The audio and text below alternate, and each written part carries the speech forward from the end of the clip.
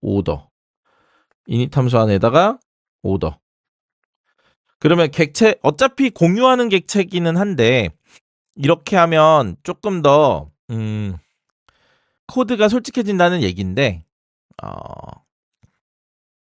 그 전역 상태도 없어지고 상태에 대한 그런 오류가 없고 그 대신 이 친구는 하여튼 뭐라고 표현해야 될까?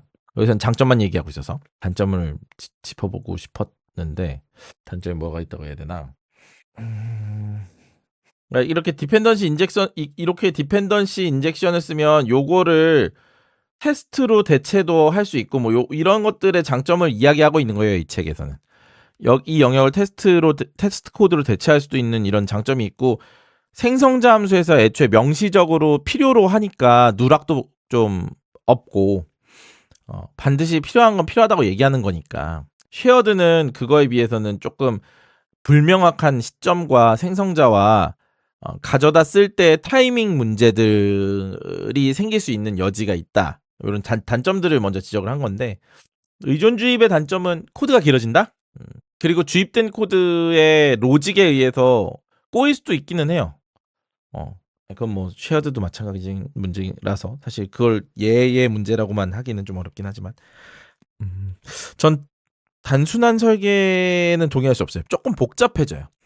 의존 주입이 저는 오히려 코드를 복잡하게 만든다고 생각하는 편이기는 한데 확장성 측면에선 좋은데 좀 복잡해지는 문제가 있죠. 자, 대신에 스위프트 UI에서는 이 의존 주입을 생성자 함수에서 넣어주는 것 대신에 사용할 수 있는 인벨롭먼트 오브젝트라고 하는 프로퍼티 래퍼가 있죠. 근데 약간 이 프로퍼티 래퍼는 약간 모호함이 저는 있다고 생각하는 편이에요. 조금 위험할 때가 있어요.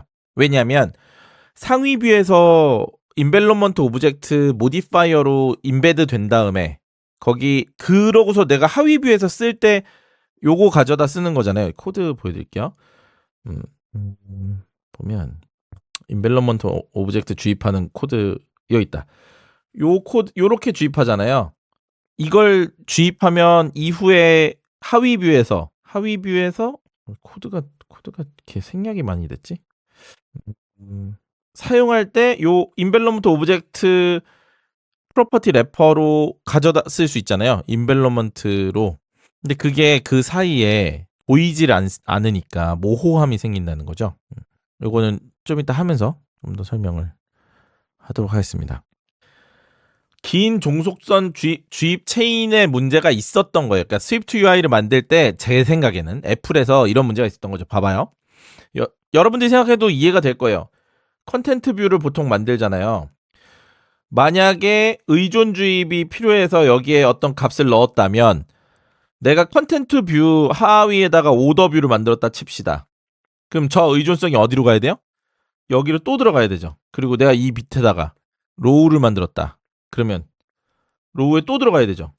이렇게 계속 의존 주입 형태가 반복적으로 나타나는 게 굉장히 번거롭고 불편하기 때문에 인벨롭먼트 오브젝트라고 하는 모디파이어로 여기다가 인벨롭먼트 오브젝트 모디파이어를 넣으면 이렇게 하면 얘네들 다 지금 없애도 되잖아요. 그 대신 사용하려고 할 때 여기서 요 뷰 정의한 코드 블럭에서 add environment 하고 이렇게 그때그때 꺼내 쓸 수 있으니까 이 번거로움과 복잡함을 해소해주는 장점은 있지만 얘가 여기서 사라져버리는 문제가 있죠. 이 뷰를 지나고 나서 그 하위 뷰에서 있는지 없는지에 대한 여지에 대해서 물론 컴파일러가 해결도 안 해줄 거예요. 저는 그래서 거기서 오는 모호함이 조금 위험한 부분이 있다고 생각하는 편인데 그럼에도 불구하고 의존 주입의 번거로움을 해결한다는 측면에서 좋은 점이 있고 여기서 이야기하고 있는 오더 컨트롤러를 공유하는 것들에서 가장 적합한 예시라고 들고 있는 거예요. 인벨롭먼트 오브젝트라고 하는 모디파이어로 여러 뷰에서 사용하는 컨트롤러들을 한 군데에서 정의해 두고 인벨롭먼트 오브젝트 모디파이어에다가 넣어두면 꺼내 쓸 수 있는 뷰들에서 인벨롭먼트 오브젝트 프로퍼티 래퍼로 꺼내다가 쓸 수 있다. 그 설명을 하고 있는 거죠. 그래서 여기 꺼내오는 코드죠. 여기 저 위쪽에서 주입했으면 그걸 꺼내올 때는 요렇게 여기는 이렇게 인벨로먼트 오브젝트 프로퍼티 래퍼가 붙어 있으면 상위 뷰에서 주입을 해줬구나. 요거를 정의를 해놨구나 라고 생각하면 되죠. 아까 지금 얘기한 충돌 단점이 좀 명확해요. 충돌 가능성이 너무 심해요. 이 모디파이어를 만들지 않은 뷰에서 호출할 때 문제가 생기겠죠. 이게 처음 만들 땐 문제가 없는데 그 하위 뷰에다가 요 뷰를 떼다가 다른 뷰에서 재활용할 때 이 문제가 엄청 생겨요.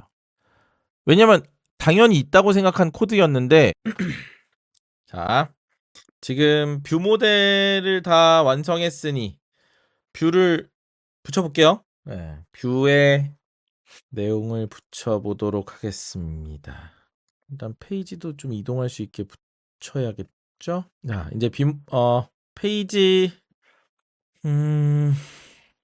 메뉴 아이템 디테일 페이지 우리 많이 한 거니까 요거는 빨리빨리 설명하면서 붙일게요.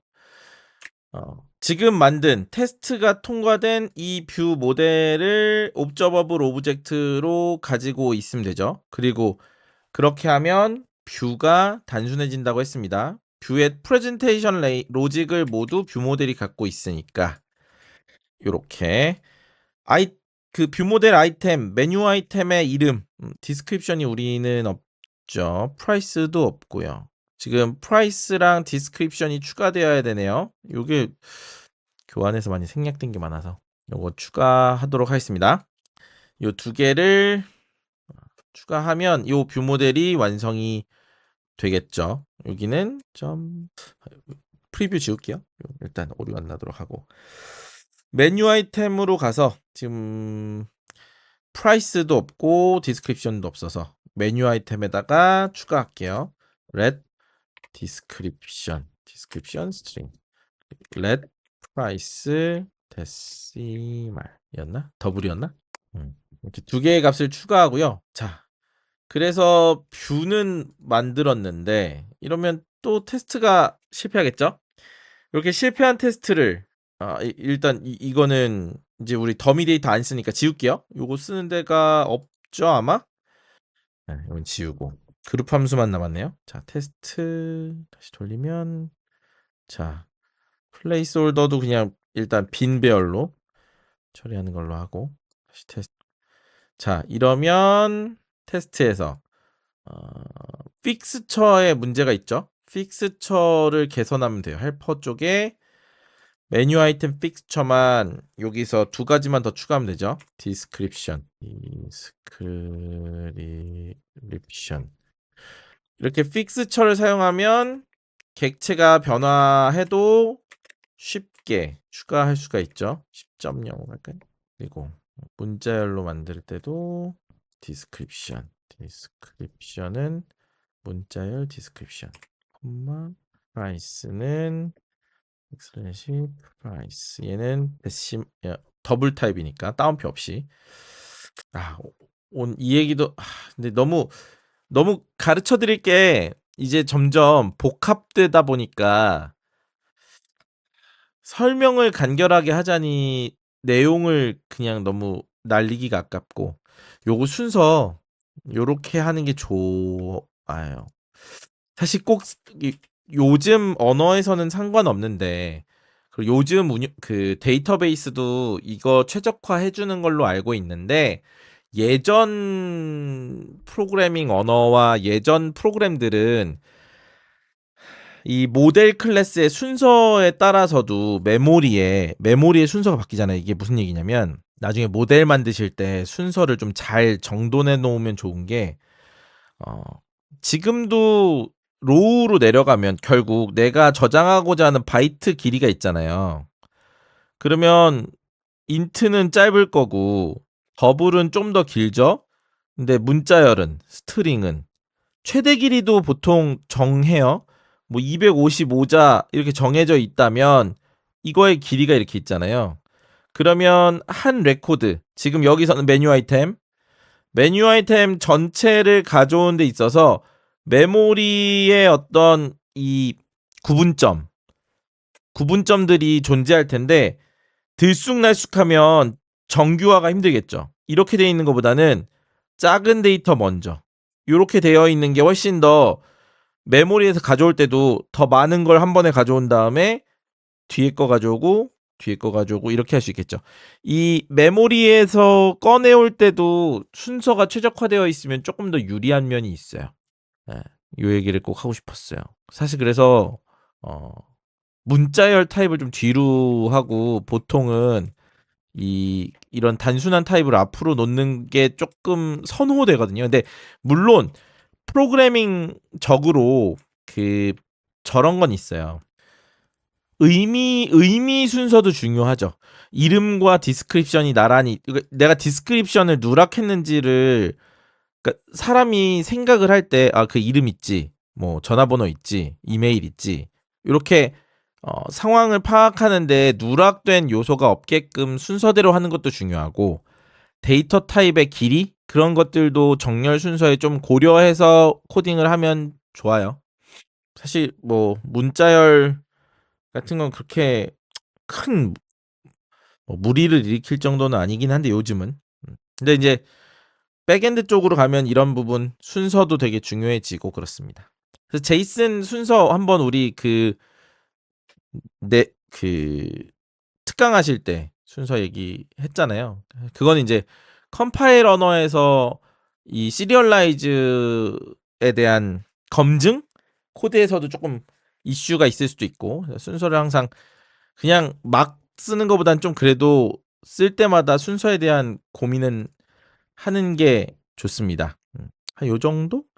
사실 지금 이건 스파이시가 맨 뒤로 오는 게 제일 좋아 보이기는 해요. 저는 그렇게 짜는 것 같아요. 불리언 뭐 아까 얘기한 대로면 불리언이 맨 앞에 와야겠지만 의미적으로 보면 요런 순서가 조금 더 적합해 보입니다. 또는 카테고리가 좀 위로 올라오나? 네. 요 정도? 자, 픽스처에다 추가했으니까 모델 차이는 없을 거고요. 테스트 돌려보면 어디 문제가 생겼다. 얘는 테스트 코드 중에 텍스트 순서